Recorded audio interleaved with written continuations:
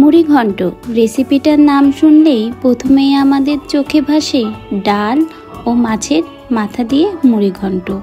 কিন্তু আজকে ডাল ছাড়াই মুড়ি ঘন্ট রেসিপি করব। বাই দ্য ওয়ে, আসসালামু আলাইকুম। আমার চ্যানেলে আপনাদের সবাইকে স্বাগত জানাচ্ছি আজকের রেসিপি দেখার জন্য। আমাদের আজকের রেসিপি আলু আর রুই মাছের মাথা দিয়ে মুড়ি ঘন্ট।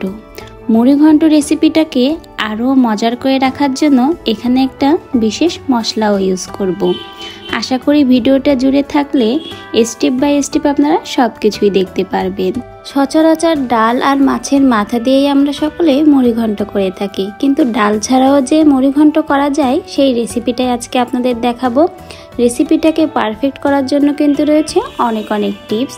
আশা করছি রেসিপিটা সকলেরই খুবই ভালো লাগবে। মুড়ি ঘন্ট করার জন্য প্রথমেই আমি একটা কড়াইতে পরিমাণ মতো রেগুলার সয়াবিন তেল দিব। তেলটা খুব ভালো করে গরম করে নিব।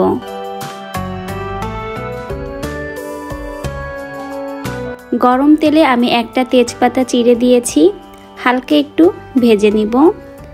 আর এর ভিতরে আমি বাটা মশলা দিব। এখানে আমি একসাথে কিছু মশলা বেটে নিয়েছি। এখানে রয়েছে 1.5টার মতো পেঁয়াজ, 5-6 কোয়া রসুন এবং 1.5 চামচের মতো আদা একসাথে বেটে ব্লেন্ড করে দিয়েছি। মশলাগুলো এখন কষিয়ে নিব। তো মশলার বাটিটা ধুয়ে আমি হালকা একটু পানিও দিয়েছি। মশলাটা খুব ভালো করে তেলের সাথে কষিয়ে মশলার যে এক্সট্রা পানিটা থাকে সেটাই টানিয়ে নিব।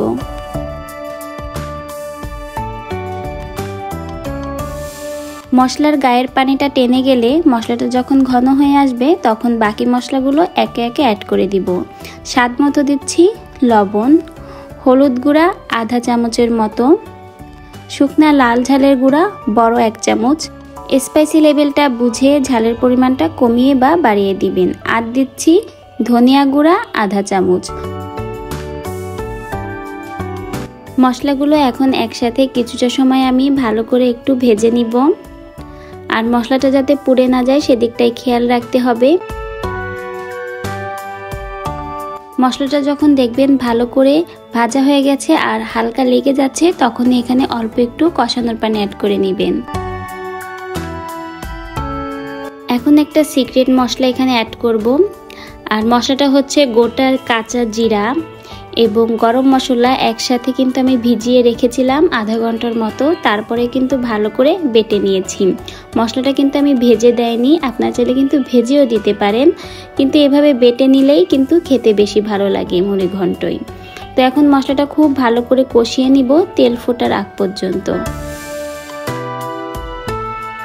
এখন এর ভিতরে ধুয়ে রাখা রুই মাছের মাথাটা দিয়ে দিব।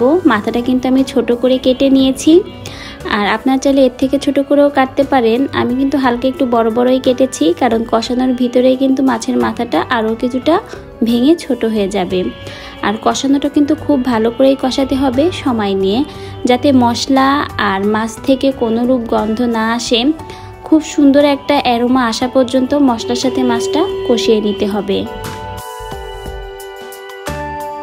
এখন অ্যাড করে দিচ্ছি আলু। এখানে আমি 2টা আলু ছোট সাইজ করে কেটে নিয়েছি মুড়ি ঘন্টর জন্য। তো ডাল ছাড়াই কিন্তু মুড়ি ঘন্টটা আজকে আলু দিয়েই করছি। এভাবেও মুড়ি ঘন্ট করলে কিন্তু খেতে ভীষণ মজার হয়। সচরাচর সবসময় মুগ ডাল দিয়েই মুড়ি ঘন্টটা করা হয়, একদিন এভাবেও করে দেখবেন। তো খুব ভালো করে কিন্তু সময় নিয়ে একদম চুলার হিট লোতে রেখেই কষাতে হবে। কষানো যত ভালো হবে স্বাদটা কিন্তু ততই ভালো আসবে। যখন দেখবেন খুব ভালো করে কষানো হয়ে গেছে এবং হালকা লেগে আছে তখন এখানে ঝোলের পানি অ্যাড করবেন। আমি এখানে সেদ্ধ হওয়ার জন্য 1.5 মগ পরিমাণ পানি অ্যাড করছি। আপনারা পরিমাণ বুঝে পানি অ্যাডটা করবেন। আর এখানে কিন্তু আমি একটা মাছের মাথা নিয়েছি, আপনার চাইলে কিন্তু এখানে আরও বাড়িয়ে দিতে পারেন। এখন আমি ঢাকনা দিয়ে রান্না করব। তো রান্না করে আমি যতটা সময় পর্যন্ত আলু এবং মাছের মাথাটা ভালো করে সেদ্ধ না হয় ঠিক ততটা সময় পর্যন্ত রান্না করব। আর এ সময় চুলার হিটটা একেবারেই কিন্তু মিডিয়াম হিটে রেখেই রান্না করবেন।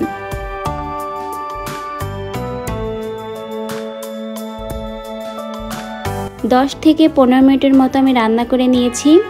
এরপরে এখন আমি চেক করব যে আলুটা খুব ভালো করে সেদ্ধ হয়েছে কিনা। আর ঝোলের পরিমাণটা তো দেখতেই পাচ্ছেন অনেকটাই কমে গেছে। মুড়ি ঘন্টে কিন্তু খুব বেশি ঝোল রাখলে খেতে ভালো লাগে না। তো এখন একটা আলু চেক করে দেখব যে আলুটা কেমন সেদ্ধ হয়েছে। দেখতেই পাচ্ছেন মাশাআল্লাহ আলুটা কিন্তু সেদ্ধ হয়ে গেছে। এখন ঝোলের পরিমাণটা কিন্তু আমি আরও কিছুটা কমিয়ে নিব। আর এখন চুলার হিটটা লোতে রেখে দিব যাতে খুব সুন্দরভাবে মুড়িঘণ্ট থেকে তেলটাও ফুটে ওঠে। মুড়িঘণ্ট রান্নার সময় আমি যে সকল টিপসগুলো বলেছি অবশ্যই সেগুলো কিন্তু ফলো করে রান্না করবেন। আর সচরাচর একই রকমভাবে মুড়িঘণ্ট না করে যদি এরকম ভিন্নভাবে রুই মাছের মাথা বা যে কোনো মাছের মাথা দিয়ে মুড়িঘণ্ট করেন তাহলে দেখবেন খেতে কিন্তু ভীষণ ভালো লাগে। মুড়িঘণ্ট রান্নায় খুব বেশি ঝোল রাখলে খেতে ভালো লাগে না, তাই কিন্তু আমি টানিয়ে মাখো মাখো করে নিয়েছি। এখন পরিবেশনও করে নিলাম। আশা করছি আমার আজকের এই ইউনিক ও নতুন আলু দিয়ে রুই মাছের মুড়িঘণ্ট রেসিপিটা আপনাদের সকলের কাছে অনেক বেশি ভালো লেগেছে। অবশ্যই বাসায় একদিন ট্রাই করবেন। সচরাচর একই রকম রেসিপি খেতে ভালো লাগে না, সেক্ষেত্রে এরকম ভিন্ন ধরনের রেসিপি ট্রাই করলে আশা করি বাসার সকলেই অনেক পছন্দ করবে। রেসিপিটা ভালো লাগলে অবশ্যই লাইক করবেন আর শেয়ার করবেন সকলের কাছে। যদি আপনি আমার চ্যানেলে নতুন হয়ে থাকেন সাবস্ক্রাইব করতে কিন্তু ভুলবেন না। সবাই অনেক অনেক ভালো থাকবেন।